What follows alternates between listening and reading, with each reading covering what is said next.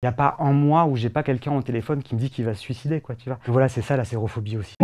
Alors, de quoi je parle sur les réseaux? Essentiellement de VIH, des droits des personnes séropositives. Et étant donné qu'on est très peu à parler de séropositivité à visage découvert, bah, du coup on a plein de demandes. La version courte pour expliquer la différence entre VIH et SIDA: VIH c'est le virus, quand on est séropositif à une infection, ça peut être le VIH, mais ça peut être la grippe, ça peut être le Covid. Moi je suis séropositif au VIH. Et le SIDA c'est la maladie provoquée par le virus du VIH quand il n'est pas traité. Moi mon quotidien c'est des dizaines, des 10, 20, 30 demandes d'aide par jour. C'est des appels à l'aide de je suis en train de mourir, je sais pas quoi faire, je suis perdu, aidez-moi par pitié, quoi.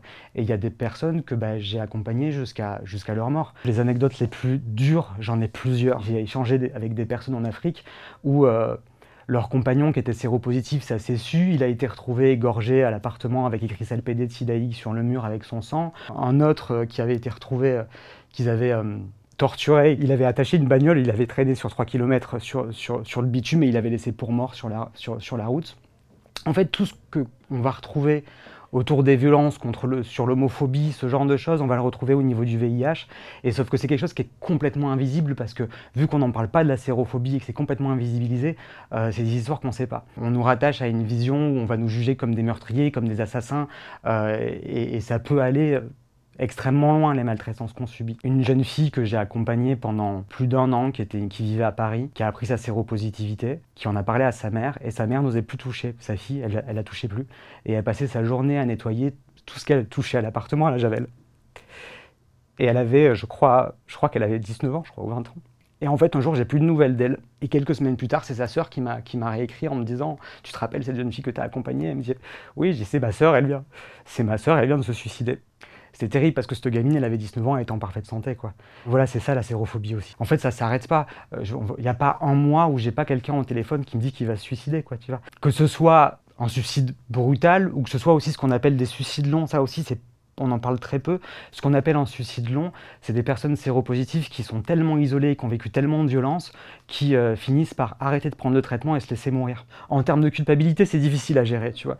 Et là, ça va. Avec le temps, j'apprends un peu plus à me dire « Ok, il faut vraiment que tu fasses une séparation et il faut que tu te renforces parce que je sais que je vais encore avoir des gens qui vont mourir. » Pour moi, c'est un devoir.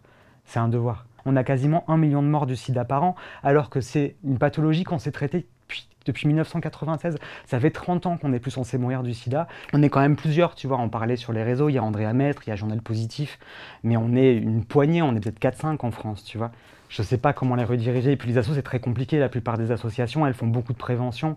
Et l'axe de l'accompagnement des personnes séropositives, il est presque inexistant. Et le problème aussi de la prévention, c'est qu'en ne parlant que de prévention, c'est-à-dire en parlant de l'avant, finalement, on a mis de côté l'après. Donc, qu'est-ce qui se passe quand on a le VIH? On ne sait pas. Je pense qu'une campagne d'information qui expliquerait aux gens ce qu'est un Cégide, où faire des dépistages, quand faire des dépistages, qu'est-ce que c'est être séropositif, donner des informations concrètes, c'est beaucoup plus efficace. Donc je pense qu'il faut le prendre sur un autre angle. Et l'autre angle, c'est l'accès aux soins, c'est le non-jugement, c'est l'information, c'est la sensibilisation, et c'est surtout rendre le sujet du VIH aux premières personnes concernées, à savoir les personnes séropositives. Aujourd'hui, en 3 ans, ça fait 3 ans que je n'arrête pas de contacter des associations, je n'ai pas de relais. Ça fait 3 ans que je dis j'aimerais avoir une personne qui me sert de relais dans lequel je peux rediriger les gens.